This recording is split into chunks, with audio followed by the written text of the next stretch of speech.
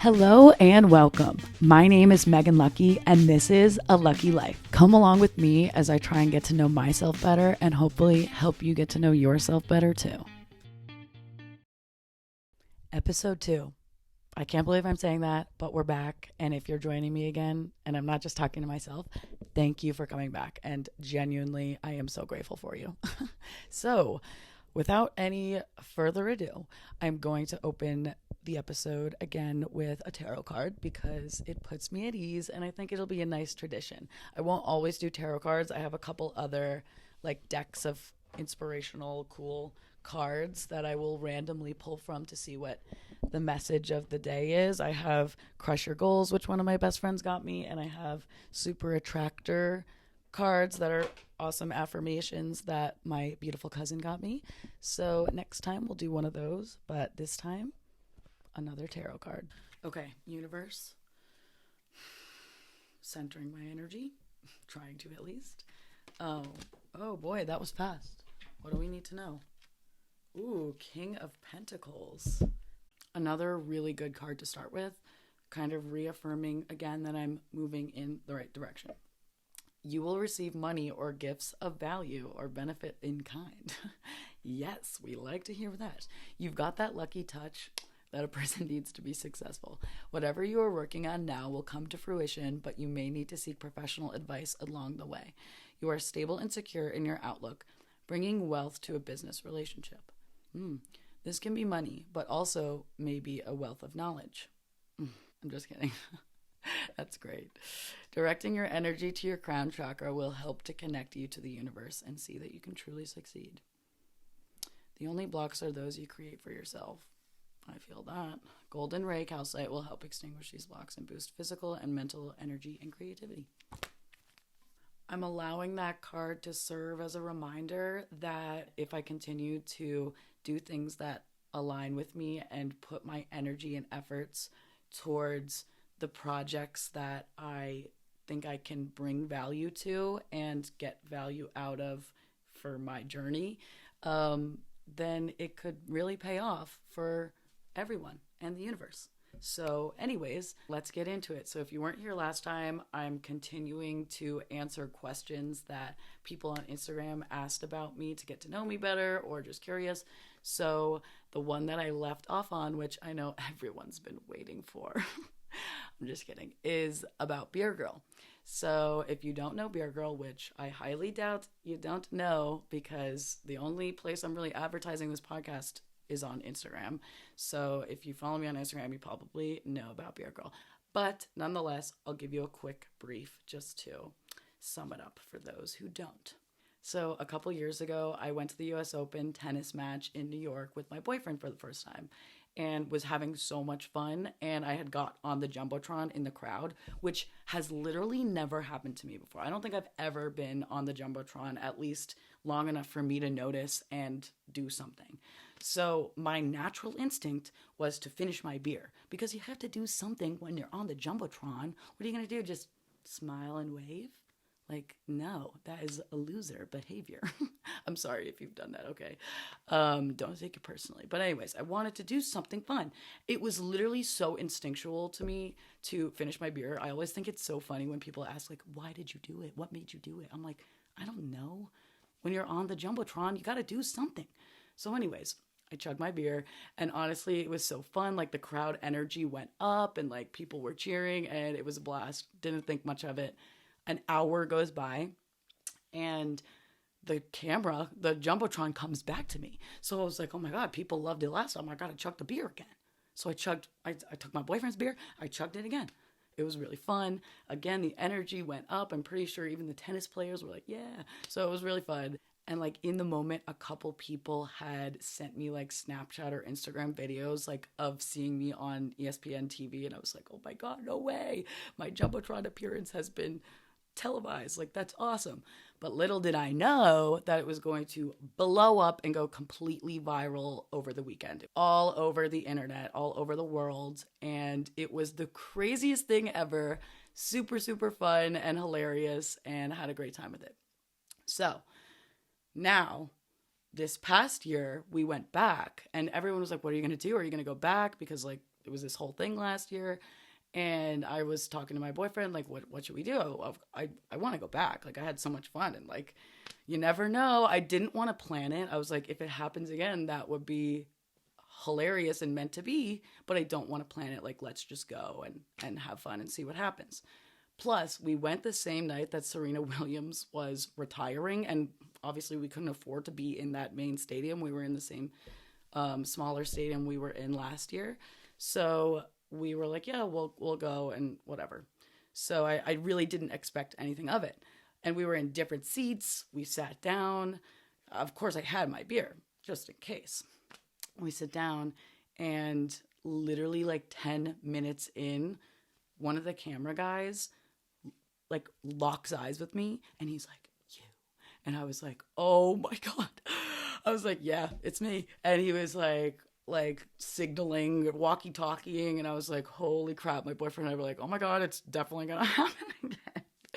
So then it was just like a waiting game. We were like, oh, when is it gonna happen? So then, sure enough, they play the video from last year on the Jumbotron, and I'm like over here like turning bright red, like, oh, here we go. So, and I had not practiced at all. Like, my chugging skills were exactly the same as they were the year before.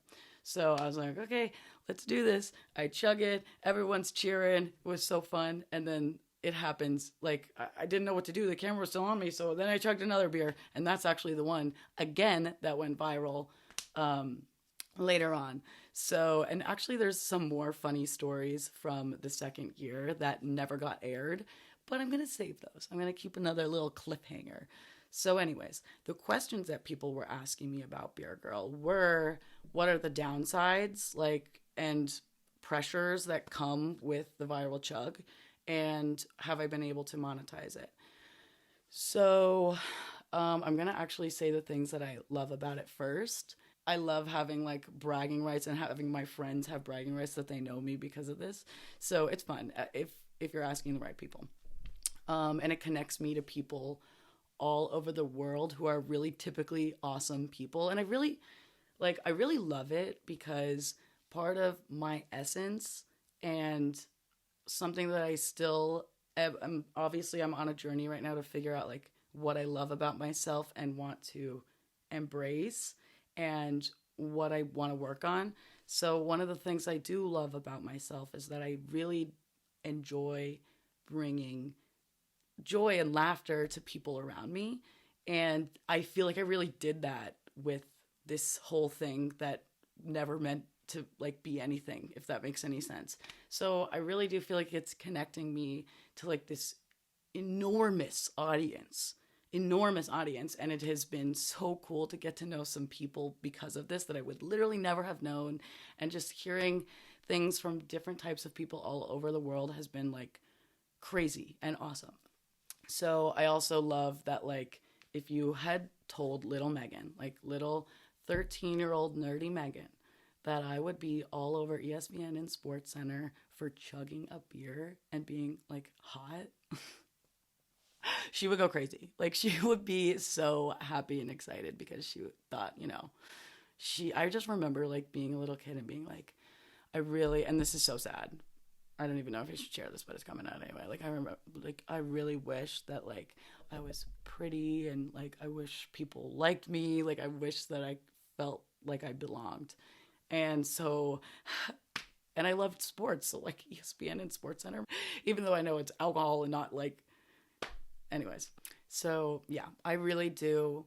Net, this has been a really fun, awesome, positive experience. But now I'll talk about some of the things that I haven't loved about it, or that have just taught me things about life and myself and the world around me. So I've struggled a lot with social media after, just feeling like I need to kind of cater what I post to my new fans, and kind of being stuck with like not knowing which direction to go in, like whether I wanted to be authentic or kind of go with where the people were telling me to go with the money, go with this character that everyone wants me to be. It's really kind of made me question my identity a lot and feel like I like lost a little bit of like who I was because I am a people pleaser, so I want to be what people want me to be, but like that's not all I am. And like I said in the last podcast, if you were here, I have more to offer, and I've been really stuck. I've been really stuck with social media because like part of me also didn't know, like everyone was like, "Oh, you got to be an influencer now. Like you have all these followers." And I was kind of like, I don't know. I don't know if that's something that I want. And like, I never planned this. So I have to really think about this. And like, for some people, it seemed like, how could you not? Or like, some people were like, oh, yeah, you should never. So it was very confusing for me. And I've thought about it a lot. A lot, because there's a lot of pluses and minuses. And I also didn't know what I wanted to do with my life at all yet. So I just it was confusing. But I do think in the end it kind of propelled me to go and figure it out. So I guess it's a good thing in the end. But also, that goes hand in hand with just dealing with people's perceptions of me due to it. I know that I shouldn't care what people think of me because they don't know me just from that little video. And I also feel like if they're going to judge me for that, then I'm not aligned with them anyway, so I shouldn't care what they have to say or what their judgments are. However, that's way easier said than done. And I also care about how those perceptions affect the people closest to me in my life that I love, and my friends, my family, my boyfriend. Like, for the most part, it has been good, but that impacts me a lot. And it's not all good. There are some assholes. And that's another thing that I've had to deal with. People who are shitty on the internet, people who are writing me nasty DMs, people who are writing me nasty comments. All of these things have taught me more about myself because they happened, even though I'm not sure where I land with all of these perceptions and like where my perception lands on myself, if that makes any sense. So monetization. Have I been able to really monetize off of it? Really, the big answer is no. I have very little, very, very, very little, in the grand scheme of things, been able to make any money off of it. But I really think part of it is kind of my fault for not really playing this character or like going at it full steam because I didn't know what I wanted yet.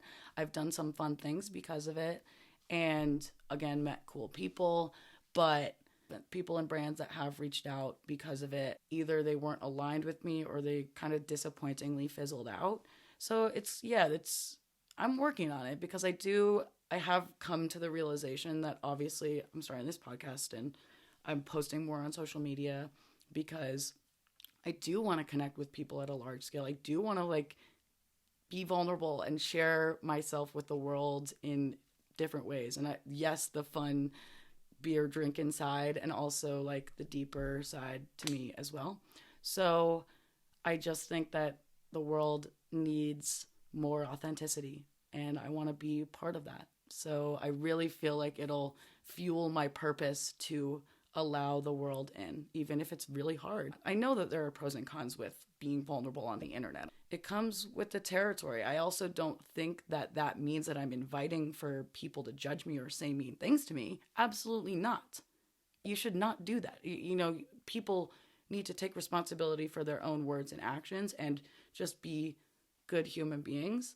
But by me being vulnerable doesn't invite that. It just says this is my choice to allow the world in, and hope for the best. But obviously, I know that it comes with risk. I just talked for a lot, so I need to kind of break it up and answer some of the would you rather questions that you guys wrote me on Instagram yesterday, and they're hilarious. Like, some of them are really twisted, you fucking crazies, and some of them I straight up can't answer. Like, my parents are listening to this. Maybe later on I'll stop catering to everyone else around me and just be more free, but not yet, okay? I gotta work up to some of these fucking answers. So, all right, I'm literally going to answer them kind of randomly. I'll definitely scan first, but step on a Lego or stub a toe.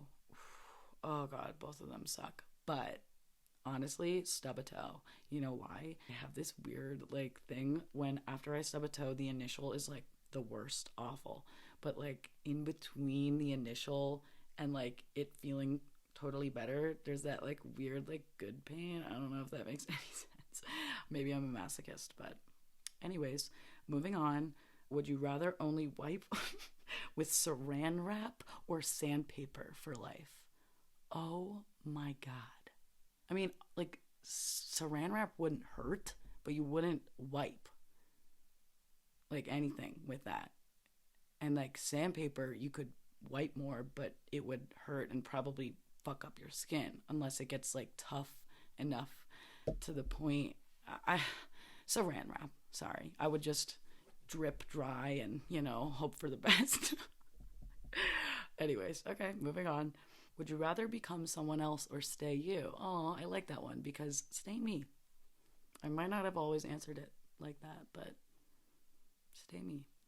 This one doesn't deserve to be read out loud, but I'm going to do it anyway. You are stuck on an island with a mermaid. Would you rather top half human or bottom? Top half. Imagine being like half a fish up here. No thanks. You guys are twisted fucks. I'm not answering some of these. No music or no taste in food. That's so hard. I guess don't call me a granola mom or fucking almond mom or whatever, but I guess I would have to say no taste in food just because then, I would look good and eat healthy and not have to worry about missing out because I can't taste. So I guess that would suck though. I really do enjoy good tasting food. Okay, this one is so bad too. Permanent Cheeto fingers or taste buds in your butt. I originally was thinking, oh, taste buds in my butt, so like I would eat up my butt. Like I guess that's not that bad, but then I was like, no, like you taste, So that really sucks. Cheeto fingers also sucks and is just embarrassing and like makes everything so hard to do. But I guess I would rather have that because like I'm not trying to taste shit every fucking day. So no thanks. Veganism or carnivore, that is also kind of hard. I have questions like what kind of carnivore diet? Like carnivore MD, like I can still have like fruits and like some vegetables or like none. Like am I only eating meat? Because if I'm only eating meat, then veganism, there's just more variety and options. But if I can have some other stuff with carnivore, then I would do that, I think, because I can't give it up. I'm sorry.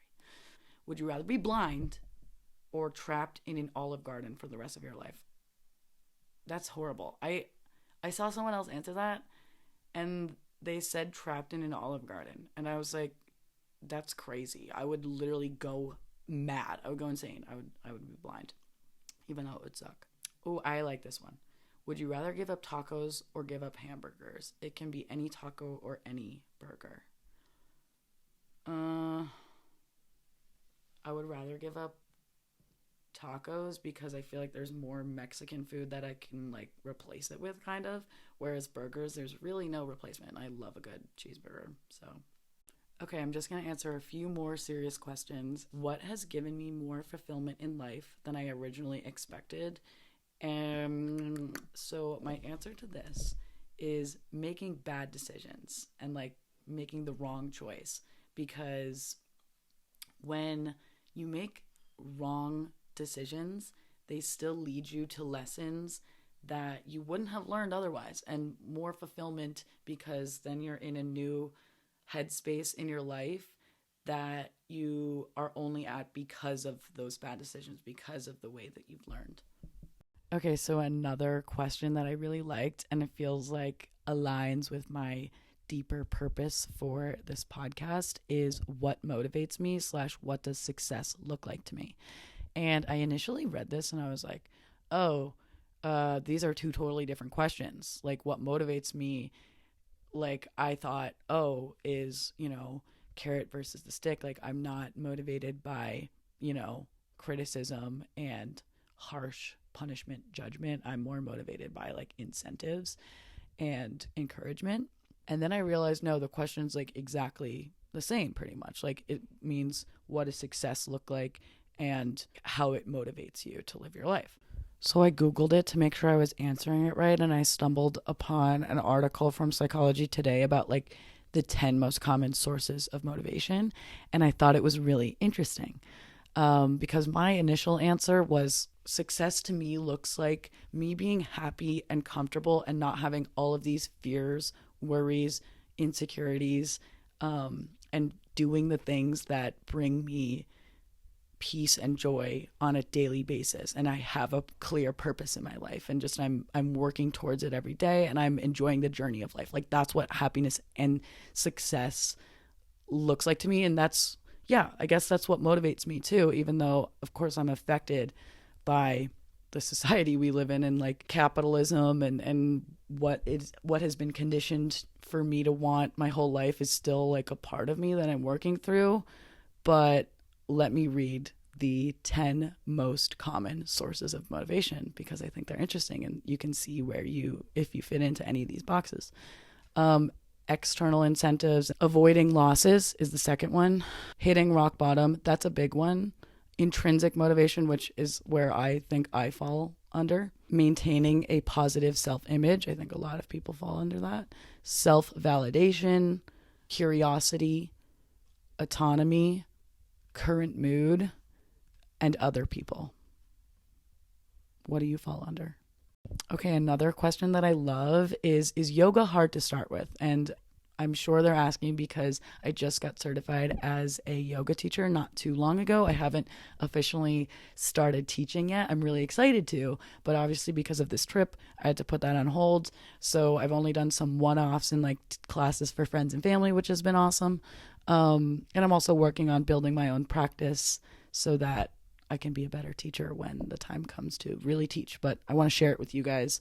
So I'm sure I'll have an episode dedicated to yoga and all the benefits. But no, it isn't hard to start with as long as you are doing the right yoga for you with the right teacher who's going to cater to your needs. Not obviously every yoga teacher can't cater to every single person in the room, but to a teacher that's well taught so they know that there's a bunch of different body types and not everybody is the same and not every mind is the same. So you really need to listen to your own body when you're getting started and then seeing what if it doesn't feel right. Like one of my favorite metaphors in yoga is if it's painful, don't lean into that. We don't want to consciously lean into something that doesn't feel right to our bodies and in life.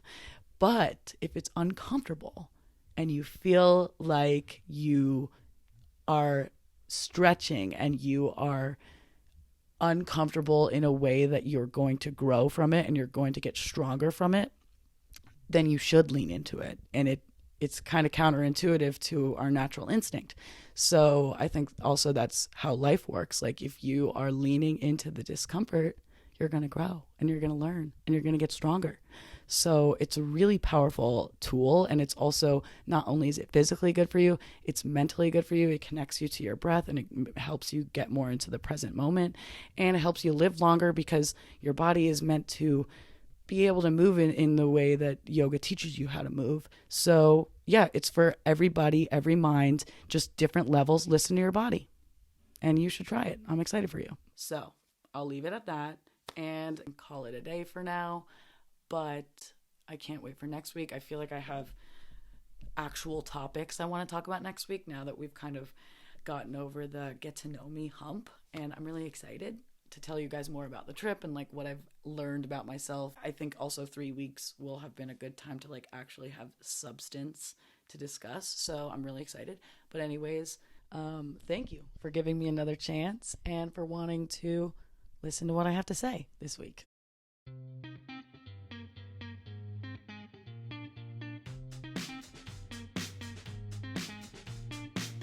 Hello and welcome. My name is Megan Lucky and this is A Lucky Life. Come along with me as I try and get to know myself better and hopefully help you get to know yourself better too.